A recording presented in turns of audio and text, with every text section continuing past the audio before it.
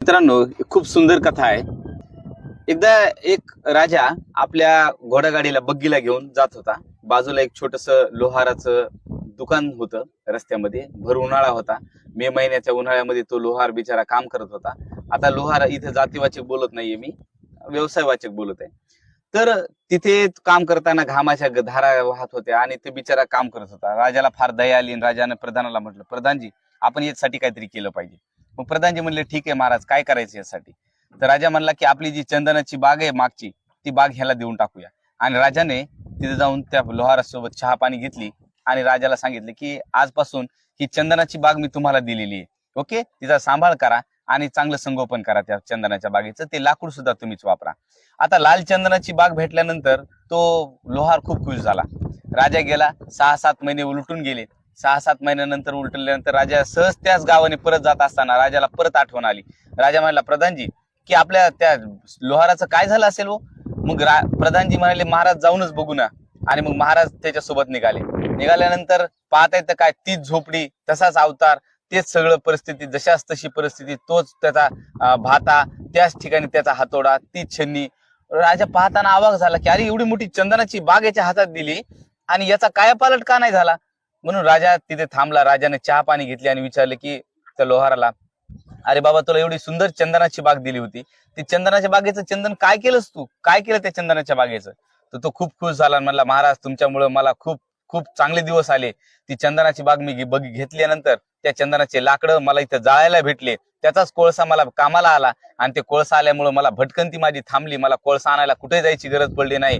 राजानं डोक्यावर हात मारला। राजाला नवल वाटलं की मी हे चंदन जे दिलं हे त्याचा यानं कोळसा केला, लाकडं जाळण्यासाठी वापरली। राजा म्हणाला, काही शिल्लक आहे का त्याच्यातलं? तर त्यावेळेला त्या लोहारानं सांगितलं, हो महाराज, शिल्लक आहे थोडस। आणि मग राजानं आणायला लावलं एक लाकूड त्याच्यातलं शिल्लक असलेलं। राजा म्हणाला, चल माझ्यासोबत बघीत बसवलं। राजा घेऊन गेला त्याला बाहेर। घेऊन गेल्यानंतर एका व्यापाऱ्याकडे राजानं गाडी थांबवली। राजा आल्यानंतर व्यापारी सुद्धा जवळच आला। राजा म्हणाला की व्यापाऱ्याला की अरे, हे जे लाकूड आहे, या लाकडाचे किती रुपये देणार तू? त्यावेळेला ते व्यापाऱ्याने सांगितलं, म्हणले, महाराज या लाकडाचे मी 1000 दिनार देणार, 1000 मोहरा देणार। तर ते पाहताच त्या लोहाराचे डोळे दिपले की 1000 एवढ्या लाकडाच्या तुकड्याचे? आपण तर असे असंख्य लाकडाचे तुकडे जाळलेले। तर महाराजांनी सांगितलं की देऊन टाक त्याला। आणि मग त्या लाकडाचं तुकडं देऊन टाकल्यानंतर 1000 मोहरा भेटल्या। तो लोहार जो होता मनातल्या मनात प्रायश्चित्त करू लागला की आपल्याला किती मूर्ख आहोत आपण, हे जर विकलं असतं आपण तर किती रुपये भेटले असते, आज आपल्याला हे करायची गरज पडली नसती। राजानं सांगितलं, हे बघ, तुला एवढी मोठी चंदनाची बाग दिली होती, खरं तर त्याच्या लाकडाचा एक छोटा तुकडा जरी विकला असतास तर तुझ्या आयुष्याचा सुवर्ण काळ सुरू झाला असता।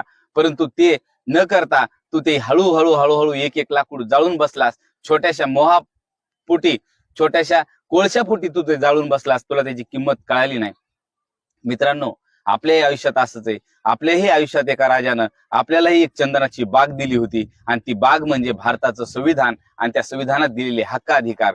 खरं तर आज छोट्याशा क्षणिक सुखापोटी आपण हे हक्काधिकार विसरून गेलो आणि विसरून गेल्यानंतर आज शत्रू हळूहळू एक हक्काधिकार संपुष्टात आणत आहे। आणि हे हक्काधिकार संपुष्टात जाताना आज थोडे बहुत हक्काधिकार राहिल्यानंतर आपल्याला याची जाणीव होती की आपल्या हातात काय एवढं मोठं राजानं दिलं होतं, किती मोठी आपल्याला सुद्धा चंदनाची बाग दिली होती, ज्या चंदनाच्या बागेच्या एका तुकड्यामुळे आपल्या आयुष्याचा सुवर्ण काळ सुरू झाला। आणि म्हणून आपल्या आयुष्याचा उर्वरित काळ जो आहे या बागेचं जतन करण्यासाठी वापरा। हे हक्क अधिकार, फंडामेंटल राईट, हे सगळे मूलभूत अधिकार जतन करण्यासाठी वापरा आणि ही चंदनाची बाग आपले आयुष्य असेपर्यंत तरी संपुष्टात येऊ देऊ नका। धन्यवाद।